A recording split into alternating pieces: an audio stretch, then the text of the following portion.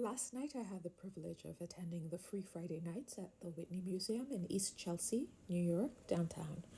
Um, and they were featuring the one of the things on display was the edges of Ailey, and Alvin Ailey is a black revolutionary queer choreographer and dancer that changed the landscape of what dancing meant because of his connection with systems of oppression and his history as growing up in the deep south and Texas and facing all those forms of oppression and weaving it through his work. Also, in having a diasporic view where he included black people from everywhere, that pan African sense in his work, but and his his dancers, they were also multiracial. Um, so I'm going to start with reading some beautiful words said or written by him. Look how beautiful we are. Look how wonderful we are as black people. Look what's happened to us in all these years, despite our problems, despite our being brought here as slaves. Look what has grown in us. Now imagine someone saying those beautiful words, believing his community to be beautiful, and knowing that that community did not share that view towards him because he was a queer man. Let us not be deceived. So I'm going to discuss black people and homosexuality. And I'm going to first dispel the myth that black people are somehow more homophobic than other ethnic groups. This is not the case.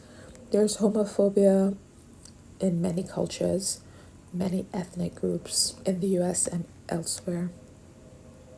What's distinct about black homophobia is that it's often rooted in two things: religion and a history of enslavement and oppression. Some people believe religions like Christianity requires us to hate LGBTQIA plus or gay people, to make it simple. And I'm not going to go into a theological discussion, though I'm qualified to do so. What I will say is that two things I'm sure of is that the first thing is that every good and perfect gift comes from God. And Alvin was gifted, so I know God blessed him with those gifts. The second thing I know is that God loves all of us.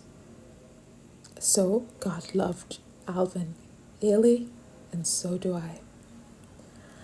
Now, to the point of homophobia being a part of deeply rooted in slavery, let me just get a little bit historical. During slavery, especially when the slave trade was abolished and they needed to create new enslaved people, the role of the black man became one of breeder or a buck. So he was sent to just have sex with no connection with women, just to produce offsprings that would be used for slavery. This is totally different from our African historical culture, where black people had polyamorous as well as monogamous relationship where they cared for children within a community. So plantation behavior rooted out that kind of commitment, and it created this breeder culture. So of course you did not want homosexuals in that setting because they at that time could not procreate. And we must know that since homosexuals have always been with us, even in those times, they were there, but they were just closeted. Further, on some plantation, men would be punished by being raped by their male overseer, and this was done especially when they ran away. And the point was to emasculate them and to send the message to everyone watching that they were not men and they did not have the right to free themselves or free others.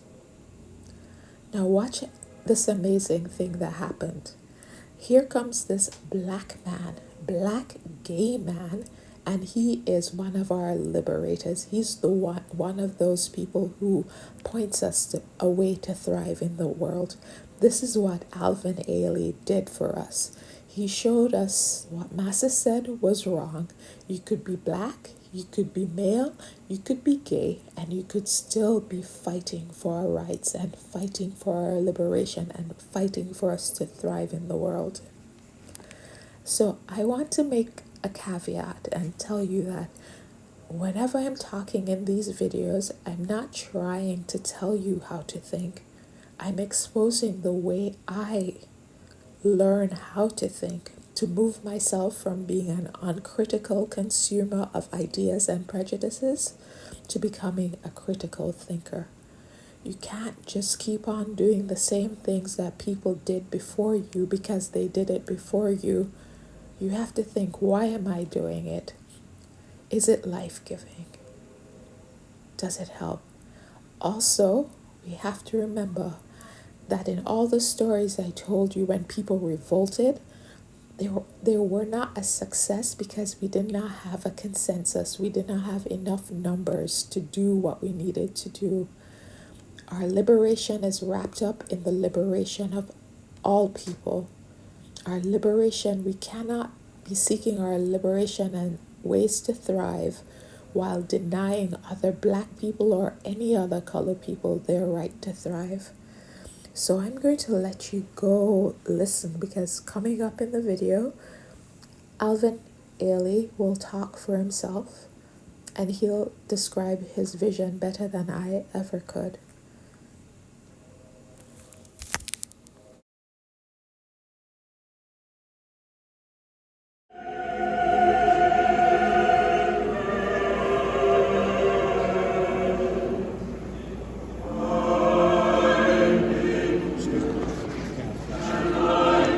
I'm sorry, I didn't even realize I had it.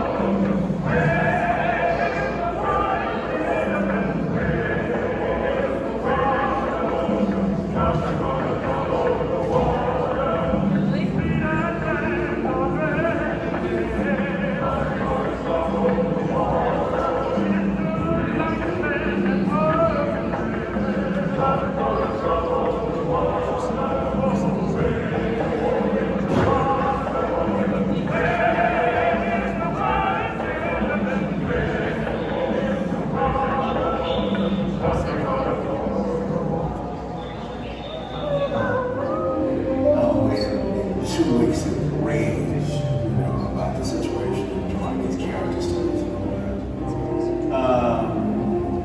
that. I made a piece last summer called Opus Sham.